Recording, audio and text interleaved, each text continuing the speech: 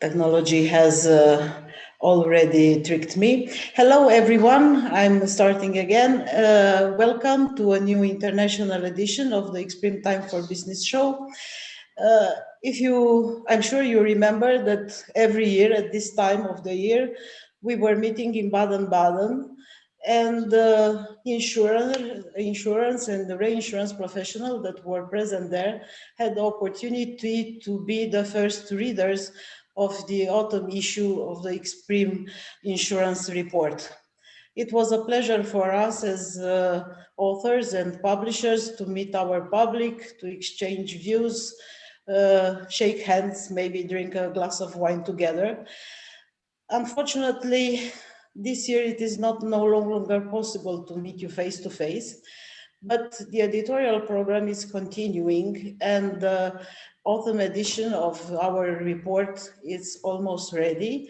And the good news for you is that next week, on the 28th of October, it will officially available for everyone online with new digital features that will allow you downloading the data in an editable format, which I think is useful for all the users. Today, together with our guests, we will take a glimpse in the main findings of the report, and we will discuss a little bit about the Central and Eastern Europe's market status during this special period that we are living this year. It is a challenging time, but I think that insurance have proved that they can cope with such an unexpected challenge. It is my pleasure to introduce our guest of today, Mr. Professor Karel van Hulle, professor at the Leuven and Goethe University in Frankfurt. And beyond his academic career, which is a very long and successful one, he is also a very well-known personality of the European insurance market, and why not say it and repeat it for the nth time, the father of the Solvency II system. And from this perspective, we will talk with him about the results of this period in our region. Our second guest is Mr. Klime Poposki, also professor at the University St. Kliment Ohridski in the insurance department in the North Macedonia, and having also behind a successful career as head of the Insurance Supervisory Authority in his country, very good and a person with a very extended knowledge of the Western Balkans markets, and he will share with us his opinions about the latest developments in these markets. Welcome, professors. I will address you like this. Before starting our discussions, I would like to ask you simply if after 6 or almost 7 months since this special period started in our lives, seeing what happened all over Europe in the insurance industry, you are still optimistic about the future or not? We will see after that during our discussion, why are you optimistic or not? Karel, what would you say? Well, Daniela, I think that insurance is about risk. And if there's one economic sector that should be able to take care of risks, it's the insurance sector. And as always, when we have a crisis, people suffer, but you have to look at the future. And the future means that we learn from the past. And when we were doing things well in the past, what we need to do is to do them better in the future. We'll be richer from experience. We will have gone through a major crisis, but I'm sure we will be able to overcome that. Well, that sounds quite optimistic, I would say. Klime, are you also in this tune of optimism? I can share the same opinion with what Karel said, and I fully agree that the insurance industry will overcome and with these current challenges, and the insurance industry and the professionals who are in this industry are quite experienced and innovative in order to provide excellent risk management solutions for the citizens and for corporate clients and also for the government institutions. So I have very optimistic outlook about the future perspective of the insurance, but the most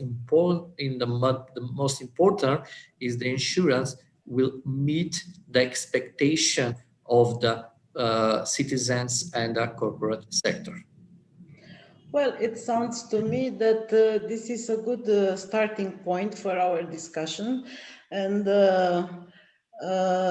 comfortable, let's say so, approach, which enables us to look at the present moment with the hope that things will go better in the future.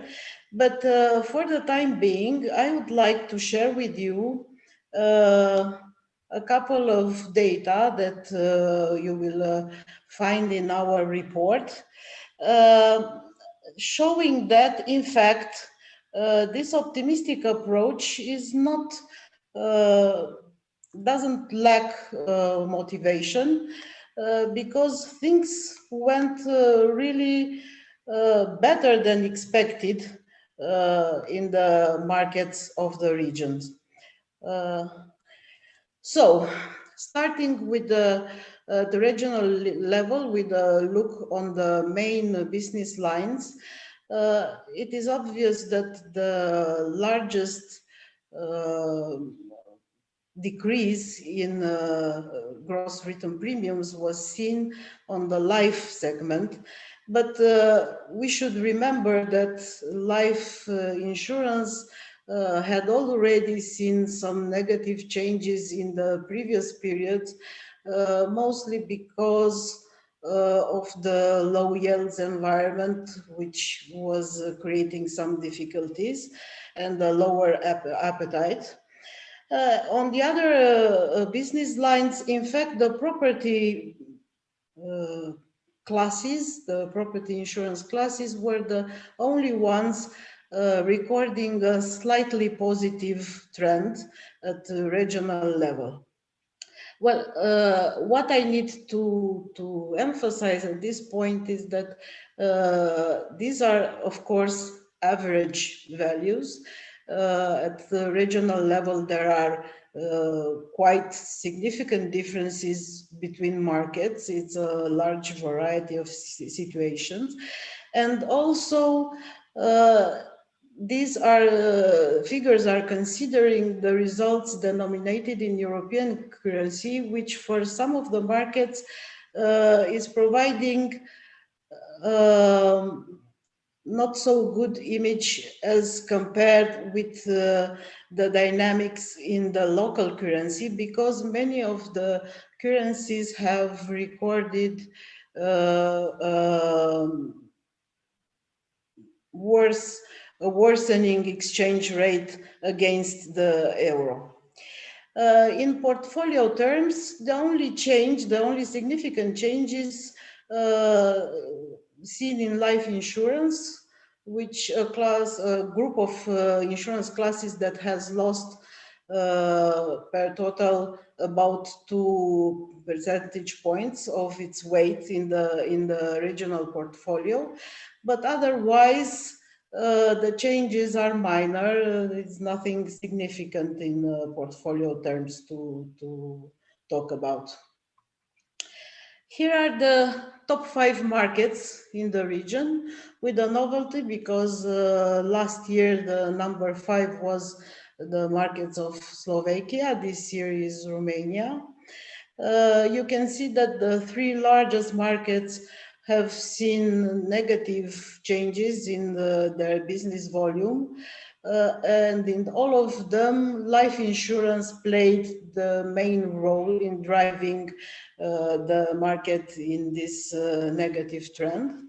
In Slovenia and in Romania, we have a positive change. The markets have recorded a slightly growing business volume, which is owed to the health insurance class in Slovenia and to the motor classes, especially the MTPL in Romania.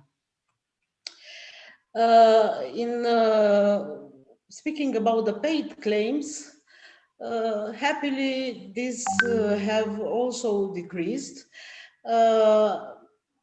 One of the main reasons is the decrease seen in the volume of paid claims for the motor insurance classes. It is something normal after maybe 5-6 weeks of empty roads without incidents.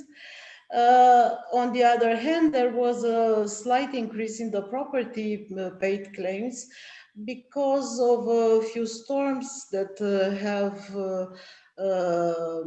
manifested themselves in the beginning of the summer, also the floods in Serbia, the claims paid for the 2019 autumn earthquakes in Albania and the Zagreb earthquake. What is worth noting is that this list of events would entitle many to expect a significant raise in the property claims, but given the low coverage for these risks, the catastrophic risks, in fact, the insurance industry didn't experience significant augmentations of the expenses with property claims. The good news is that paid claims in the top markets in the life insurance also decreased, showing that life insurance, which is seen in many of these countries, may be less as a life protection instrument than as a saving instrument, is still viewed as a reliable saving instrument by people, and contracts were not terminated as happened in the previous crisis when it was a large wave of surrenders. This time didn't happen.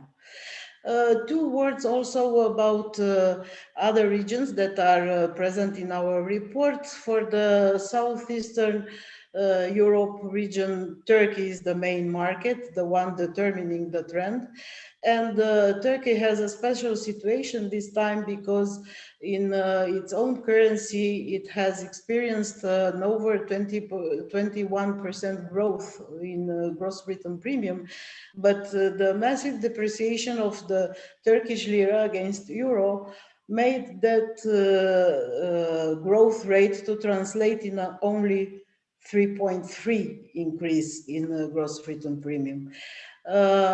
It is also worth noting that the highest change in premiums was recorded on the life insurance segment, including a new program of pensions managed by the life insurers.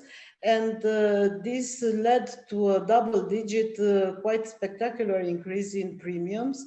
In Turkish lira, I could say that it is over 60%. It's really impressive.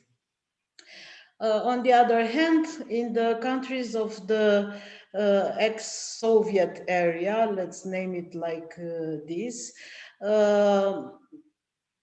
there was an almost 9% fall in gross written premium, which means about 1.13 billion euro. And out of this sum, the Russian market is responsible for almost 1 billion. In fact, the Russian market accounts for over 80% of the entire regional premium volume. So what happens there, it's in fact the trendsetter for the entire region. Many of the countries in the area have experienced currency depreciations related to their macroeconomic development in this period. And it is also worth noting that in terms of the COVID crisis and its impact, the real impact is still expected to be seen in the future months, because there the lockdown was set later than in the CEE. So of course the impact on the insurance business was also a later one. This being said, in a few minutes of figures, pure figures, I want to start commenting on them with our guests. And I will start by saying that everybody agrees that, at least in our area, the insurance industry was somehow spared by the strong direct impact of the pandemics, because coverages of such a risk were very small, so the insurance were not involved in very many situations related to COVID claims. But on the other hand, insurance is not an island in the economies of the region, so it has suffered from the impact of the general economic changes in this period. Also, I remember that it is usually considered that the changes in the macroeconomic environment are translating into insurance in about 5-6 months. There is a delay in the effects. From this perspective, what would you say about the current situation, and what should we expect? Have we already seen the worst of it, or maybe the third quarter, the end year, will show us an even more depreciating situation? Karel, would you start? Yes, thank you very much, Daniela, and good day, everybody. What Daniela just described, the situation in the CIS countries and the former the CIS, is not altogether very different from what we've seen in the European Union.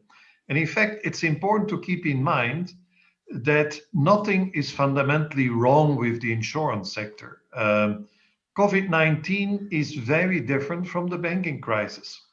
This crisis, this pandemic crisis, will go away. And there is nothing that needs to be fundamentally changed. The insurance sector, as all the economic sectors, has suffered from the consequences of lockdowns. And that might still continue for some time. I understand that Ireland has just gone into lockdown, and maybe other countries, the Netherlands, is following here. Nevertheless, although, as we have seen, there has been an impact on the insurance industry, the impact has been fairly limited. And the question is, how long will it take us to weather the pandemic storm? Some people predict an economic recession. Once the government measures that have been taken in many countries will cease, such a scenario is not unthinkable. However, once there is again hope that the pandemic is under control, I expect economies to pick up speed fairly quickly. People have been saving money during the pandemic. Well, they couldn't spend it as they had to stay home. And they will want to spend that money. There will be insolvencies, probably more than usual, particularly in those sectors particularly affected by the lockdowns. But overall, I'm optimistic. The pandemic has shown for insurance the importance of insurance protection. And if the industry is coming up with the right solutions, it will benefit from the return of the global economy to a new normal.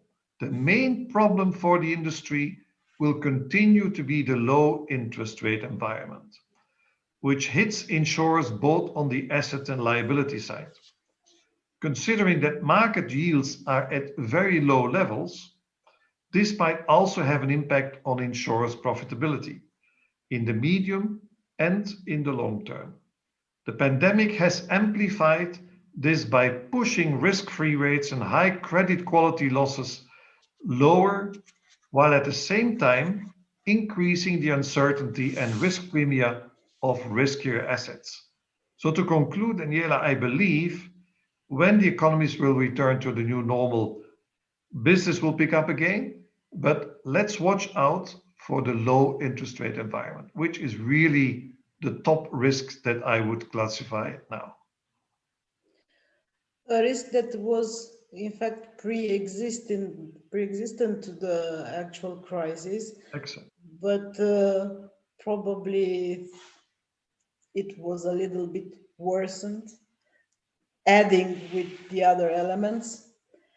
Klime, you are active and very well knowing the markets of a region, which is somehow particular in our CE context, also because there are non-EU countries and maybe they can react a little bit different. How can you comment? Please open your mic. Yes. Okay. So hello to everyone. It's my pleasure to participate in this show. Before I prepare for today's webinar, I made telephone surveys with my ex-colleagues from the supervisory authority from Western Balkan countries and also with the industry representatives. So I will give you comments first about the economic environment, and I will move to the insurance trends and what will be the future outlooks by the end of this year. Like in Europe and the rest of the world, the Western Balkan region are projected to suffer recessions in 2020, whose magnitude depends on the duration of the COVID-19 outbreak in Europe.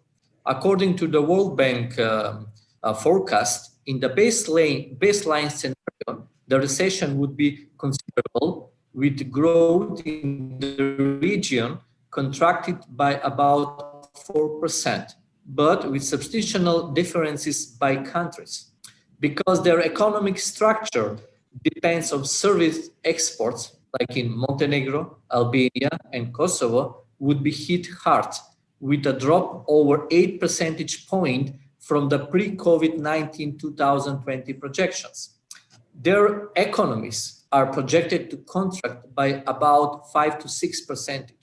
In Bosnia and Herzegovina, Serbia, and Macedonia are expected to experience only slightly less acute recessions by 1.4, which is the case in Serbia, to 3.5% compared to the pre-COVID-19 projections. Now let's move to the insurance sector. With exception of Serbia, the rest 5 countries have experienced drop in premiums, with large hit in Albania by almost 8% and the lowest decrease in Montenegro by minus 0.2%. In the case of Serbia, the positive growth of almost 4% can be explained by the strongest resilience of the Serbian economy in the first half of the year, government incentives measures against COVID-19 consequences, and specific insurance industry features. In all important insurance line of businesses is notable increase, such as MTPL, Casco, property, life, and private health. The most common trend in the Western Balkan countries is the double-digit increase in property insurance, equally present in retail and corporate segment, which is really surprising. In contrary, MTPL, Casco, travel, and of course, life insurance was the most affected lines of business in the case of Albania, Macedonia, Montenegro, Kosovo, and Bosnia and Herzegovina. In the case of Montenegro, it's interesting, huge dive and strong decrease in motor insurance, which could be partially explained by changes in consumer preferences in the crisis environment. While in Macedonia, the deep drop in the MTPL could be explained by the separate single policy form on green card and border insurance. So in Macedonia and Albania, still we have single insurance policy for the green card. Due to the restriction of movements and traveling, it's not needed to buy the green card and border insurance. If we isolate the effect of the green card premiums, then domestic motor third party liability is almost on the same level as previous year.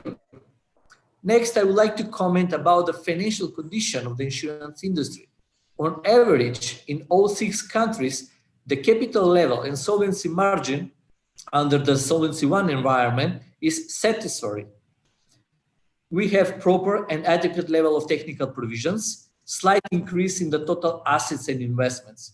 Importantly, the investments that cover the technical reserves are sound and liquid, and the low interest rate environment still generate positive returns compared to the EU countries because of the higher interest on the government bonds where the largest part of the investments are placed.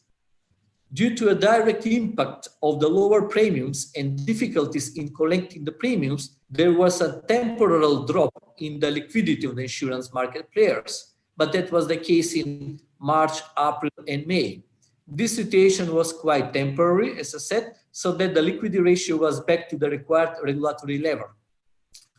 Last but not least is the profitability level, which in most of the countries in the region is on rise due to the low frequency and severity of claims, especially in motor insurance, property insurance. Pandemic risks were not included in travel and private health insurance.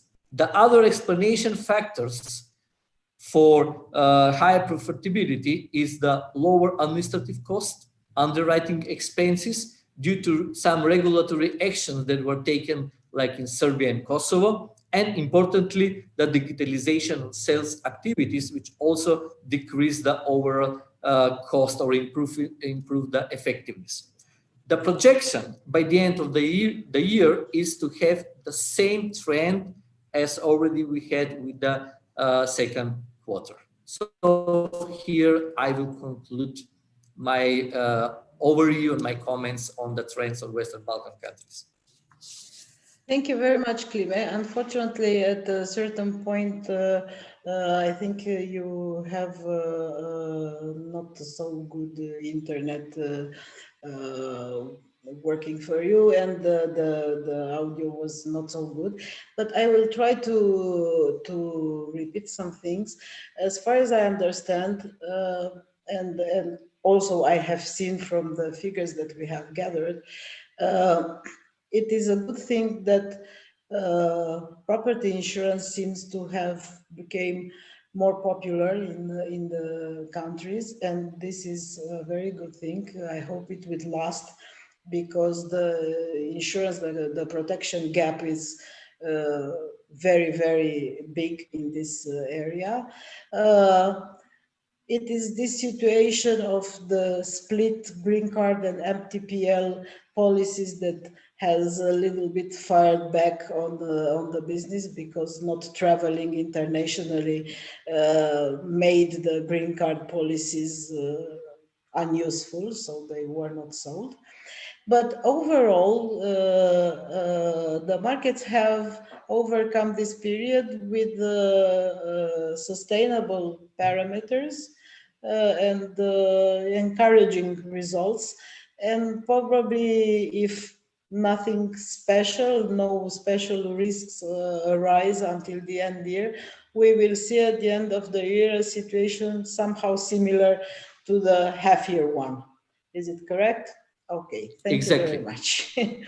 And because, this was yes, excellent summary of what I said. I'm sorry that there was some technology is sometimes betraying us a little bit. But this, those are operational risks, and it's yes, of course, a living example.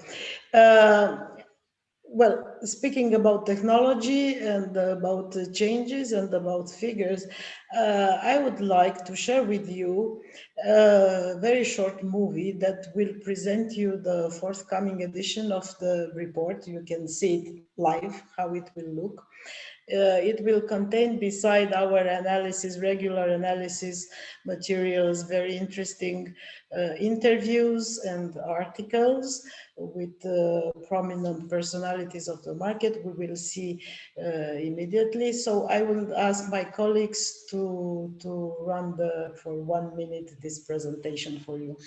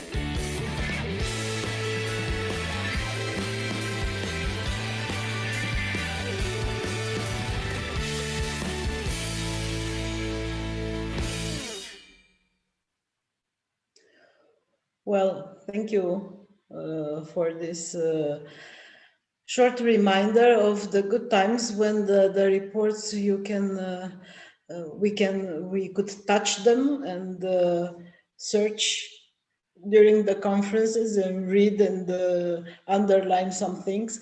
I hope these times will return. For the time being, we will remain in the digital area. And let's continue our discussions. I would want to ask Karel, because I cannot avoid the Solvency II issue when discussing with you.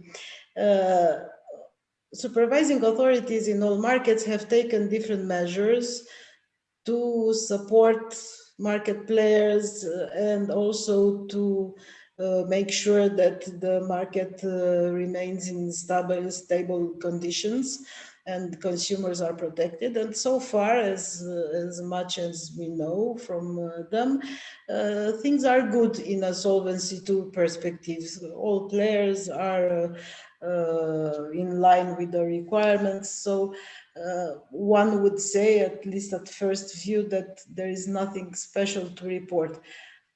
How do you comment? Things are really so good? Well, Daniela, I think the important conclusion that we have to draw from this crisis is that this pandemic crisis proved that the Solvency II system works well. The overall solvency ratio of the insurance industry is still very comfortable, even after such a severe crisis. A recent analysis carried out by EIOPA shows a reduction in solvency coverage by 17 percentage points, and that is from 242% at the end of last year to 225% at the end of the first quarter. The sector's minimum capital requirement ratio fell from 649% to 593%. Some people, particularly from the supervisory community, have qualified this as a horror scenario. But it should not make us forget that the required solvency ratio is 100%, and that the ratio is still 225% at the end of the first quarter. It may well be that if we see the results after the second quarter, there could be some deterioration in the numbers, but I would be very surprised if that deterioration would really be very much different and put solvency ratios into a problematic zone. But Solvency II, in addition to all that, we have to keep in mind it's a very prudent solvency regime. It's understandable that supervisory authorities are worried, and that they want to keep high solvency ratios. But maintaining high solvency ratios is not the objective of Solvency II. It is not necessarily in the interest of policyholders as it makes insurance more expensive. It also goes against one of the objectives of the solvency reform, and that is to promote a more efficient allocation and use of capital. Well, this does not mean, Daniela, that COVID-19 was a minor event for the insurance industry from a solvency perspective. The damage caused by the pandemic is considerable. Obviously, there are differences between life and non-life and between insurance undertakings. The insurance sector suffered much from the increased market volatility that I referred to before. There was a contraction of 236 billion euros in insurers' non-unit linked investments. And this is only half the devaluation they suffered in total unit-linked investments, for which customers bear the risk of the loss. And that is an important message of this crisis. By offloading investment risk to private individuals, capital requirements decrease for the insurance industry, but private individuals are bearing the consequences of the losses of the market. The COVID-19 crisis shows very clearly the need for private individuals to be well informed about the consequences of buying unit-linked products. This is a message that I'm sure was passed on by EIOPA already before, but it has been aggravated by this pandemic. When people buy unit-linked products and bear the economic risks, they need to be told before they buy these products. I think that's a very important message from a Solvency II perspective. So in the end, it comes back to educating the public and informing, providing relevant information in an easy to understand way, which is, I think, one of the most difficult challenges when speaking about such a technical product as insurance. It's Yes. not easy to speak about it in a common language. No, but you could simply say there is nothing like a free lunch. That makes it quite clear to everybody. Yeah, coming to this thing, I would like to ask you both. Do you consider that the insurance industry managed to really answer its customers' needs in a flexible enough and timely manner during this period? In the end, making the sum total of the events, the insurance industry image is a better one, or it has lost some of its prestige, let's say so, following the COVID crisis? Was it friendly enough with customers? What would you say, Karel? Well, Daniela, I have said it before in other contexts. I am very disappointed with the way in which many insurers dealt with the consequences of pandemic risk. In many instances, customers were told by their insurer that the losses resulting from the pandemic were not covered by their policy. This was not always obvious. Although in many cases, pandemic loss was specifically excluded from coverage, for instance, in travel insurance, the loss did not result directly from COVID-19, but only indirectly, as the main reason for cancellation was a lockdown imposed by the government. In other areas, such as business interruption, it was not always clear whether the economic loss was covered by the policy, as the loss was most often the result of a lockdown imposed by government and did not result from physical damage to the property. It was unclear whether such loss was insured. This has led to legal disputes that will eventually be settled by the courts and that are raging in countries, particularly in the US and in the UK, which are more litigious environments than in many countries in the rest of Europe. From an insurer's point of view, the legal position might be clear. However, the communication towards customers could certainly have been better. Rather than to appear helpful and understanding to policyholders who believed, rightly or wrongly, that their losses were covered by the policy, insurers sometimes left an impression of remaining completely indifferent to the troubles in which many policyholders found themselves. Rare have been the cases whereby insurers showed leadership in being more forthcoming towards their customers, for instance by offering rebates on other insurance products, such as motor insurance, on which they were clearly making windfall profits as traffic stopped as a result of the lockdowns.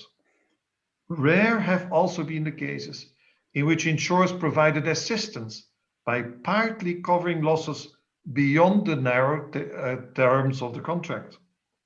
There is no doubt that the insurance industry has suffered reputational damage as a result of this. Insurance should not be seen as the problem, but as the solution. It would be helpful to improve the drafting of policies so that everybody is clear about what exactly is covered by the contract. That's not easy, but it should be possible for an industry that makes its living from providing services on the basis of contracts. And let me be clear, I am not pleading in favor of solutions that we have seen coming out from political circles whereby politicians have said, let's retroactively cover these risks by the policies. I'm not in favor of that type of solutions because insurance is based on contracts and we should stick to the terms of the contracts. But the contract should be better written, clearer, and they should be sold by people that make people aware of the risks of buying contracts with certain exclusions. So to sum up, you asked me, does the industry come out better from this pandemic crisis? I think the answer for me is no, it does not. Can it change? Yes, it can change. I think the insurance industry should have learned from this crisis to be proactive and to improve its way of communication with the consumers and to do so before regulators find the need to intervene, because that should be avoided. Okay. I fully agree what Karel said. Daniela, are you here? I think that she's on mute. Maybe she's not present in the channel, but let's wait for a minute.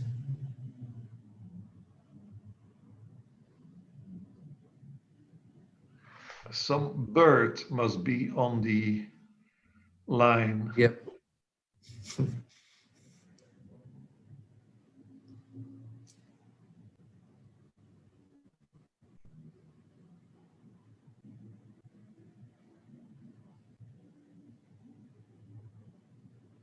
Maybe somebody did not like the message that I was conveying.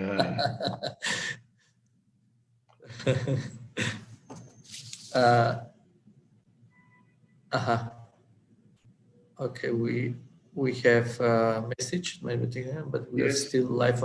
Okay, I will continue. Please. And with my okay, I fully agree what Karel said about the image and the current status of the insurance industry. But I tried to find some research how well customers feel their insurance have supported them to the COVID-19, and still we do not have some comprehensive independent research yet. However, the COVID-19 surge aside, by the nature of insurance, routine customer contact is less frequent than in other areas of financial services or sector, such as retail or consumer goods. So the industry already has a relationship difficult to overcome. On average, insurers simply aren't as close to their customers as organizations in other sectors, which by definition have more frequent touch points of interaction. However, COVID-19 might just prove to be the catalyst for innovation in insurance, unlocking greater levels of customer experience and personalization that has long been overdue. As a result of the situation surrounding COVID-19, there is a unique opportunity for insurers to rethink and innovate as they adjust and respond. First, there may be a need for new products. There has already been some stage thinking in some insurance about products that would be payable in the case of pandemics or epidemics. The concept would be that there is a small lump sum payout to help a customer meet any kind of increase of or new expense for certain defined events. In addition, products that are more similar to critical illness or riders on existing policy, which pay upon being diagnosed, could emerge as increasingly more popular around the world. Second, there could be an increase in the appetite for use of insurance products, where the premiums payable are based on the extent to which a certain activity is performed.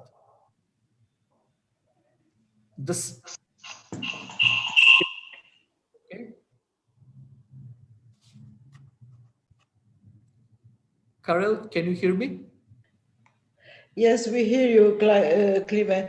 I'm sorry for this. We had a brief cease of the internet connection. I don't understand very well. Okay, I will continue. We are back. Okay. It happens. As I said, my second recommendation or comments will be that could be an increase in the appetite for usage-based insurance products, where the premiums payable are based on the extent to which a certain activity is performed. The simplest example is for motor insurance. A counter argument to this is that in the wake of COVID-19, consumer willingness to take public transport will drop, meaning that the personal car travel becomes even more ingrained than before. Perhaps the most significant changes will be in the way that insurance products are sold, serviced, and the usage of customer data. These changes will lead to much greater levels of personalization and so change the customer experience and value proposition. Insurance has long struggled with the fact that it is not as personalized as other products.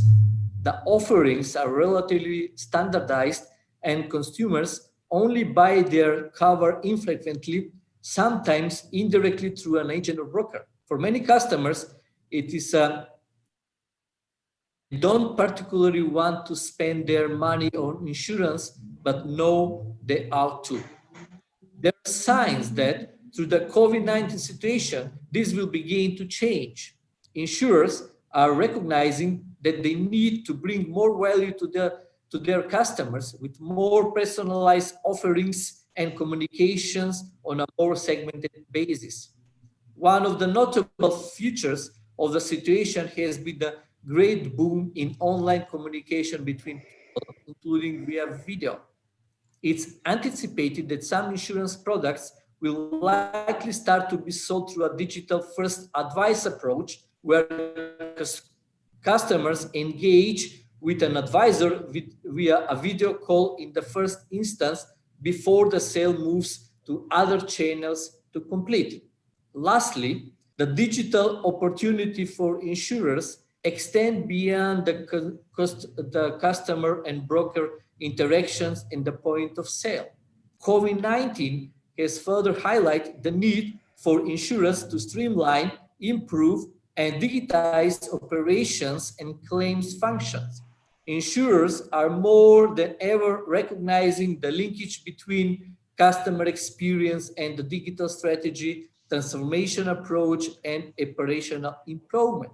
So those will be my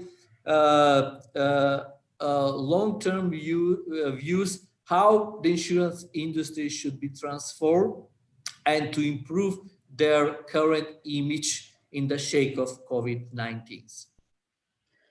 Well, if I understand well, the new normal will not be the old normal. There will be huge differences both in customers' behavior, in their experiences, in their expectations toward insurers and other service providers. And we will return to a new kind of normal, bearing the scars and also the achievements of this strange pandemic period that we are living.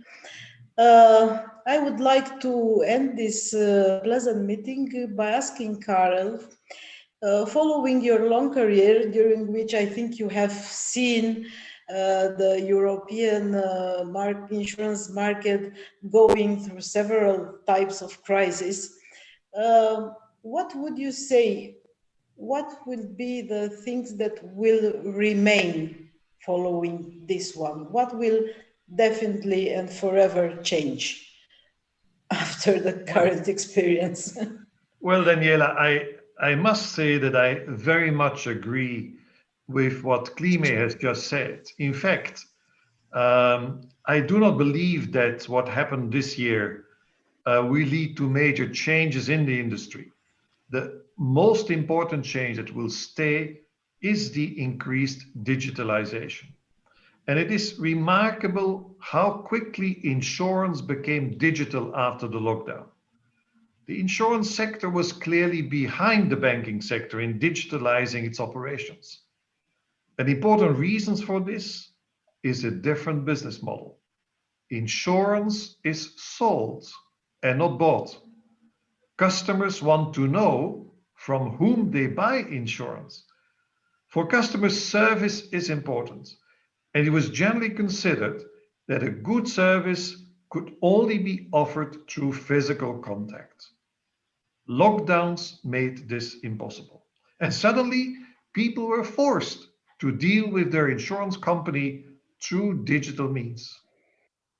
These insurance companies or intermediaries that had prepared their staff to work from home, for instance, by providing staff members with laptops, were able to continue functioning efficiently through the lockdown. As somebody said, it's only when the tide goes out that we can see who is swimming naked. I believe that it is likely that more business will be conducted in the future through digital means. And Klime described some ways of doing that. I hope that this will also bring about a new dialogue between insurers or intermediaries and their customers.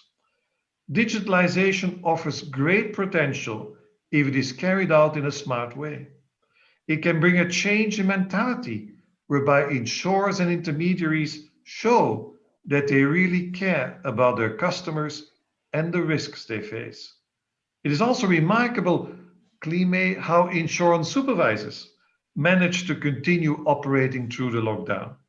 For the first time, there were virtual inspections, and regular contacts between supervisors and insurers continued, but this time in a virtual manner. This will most likely remain, also in the future, and it might increase efficiency in supervision. So, Daniela, I would conclude by this message that I hope that the pandemic will lead to improved risk management within the industry, that it will make insurers and supervisors reflect on potential new risks, remembering that when in the past we had a black swan every 10 years, we might now have one every 7 years, and that it will lead to improved customer protection. In the end, insurance is about service, And consumers should have the feeling that they are being taken care of in good times and in bad times. I would say especially in bad times. Thank you very much, Karel. I was prepared to say you both goodbye, but it seems that our viewers have sent us a question from Mr. Bogdan Dumitrescu. He says, hi everyone, thanks for the event and thanks to the speakers, great insights. A short question for Karel, he says. Would you see, just a moment because it's, would you see in the future, as near as it could be, contribution from governments to ensure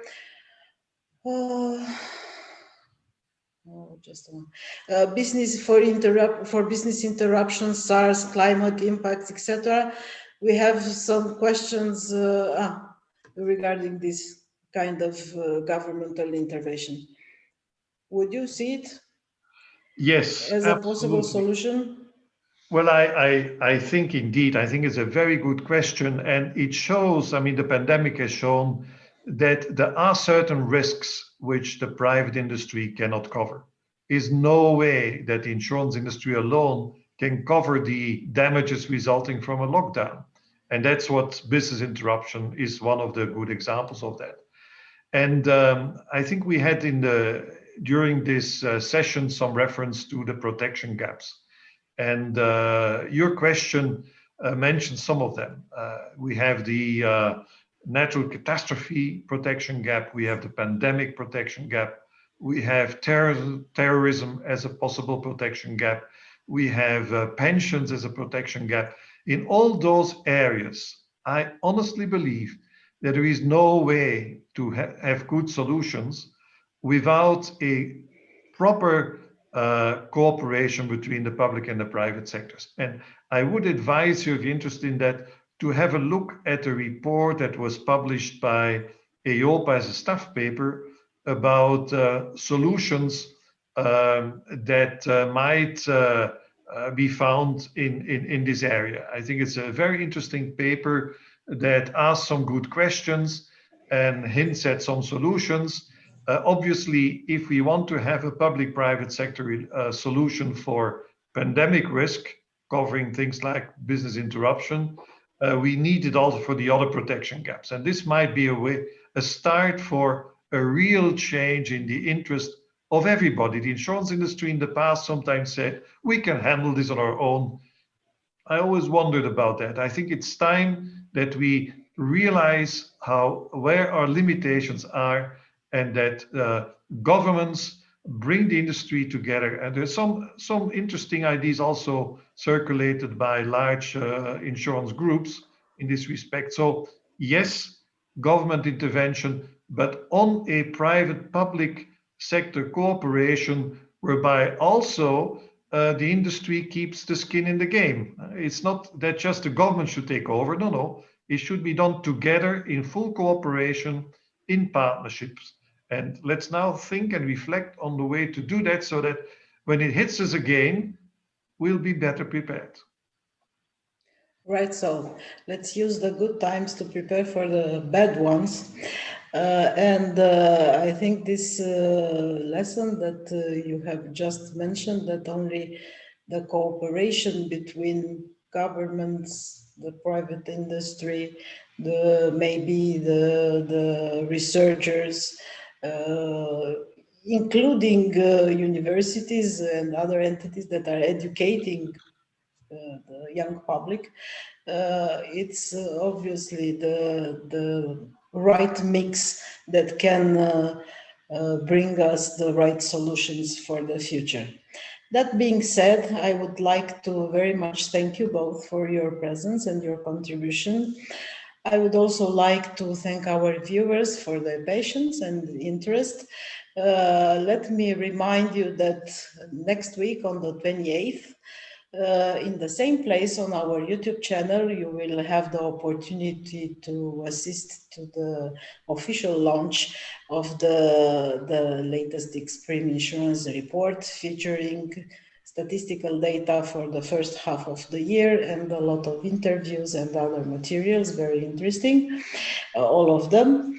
Thank you all for your presence. Don't forget that by subscribing to the YouTube channel, you can stay updated with all the novelties. Follow us also on LinkedIn and on Facebook, and see you soon all together, maybe with better news and an optimistic approach for everyone. Thank you and goodbye. Thank you. Thank you for invitation. Bye.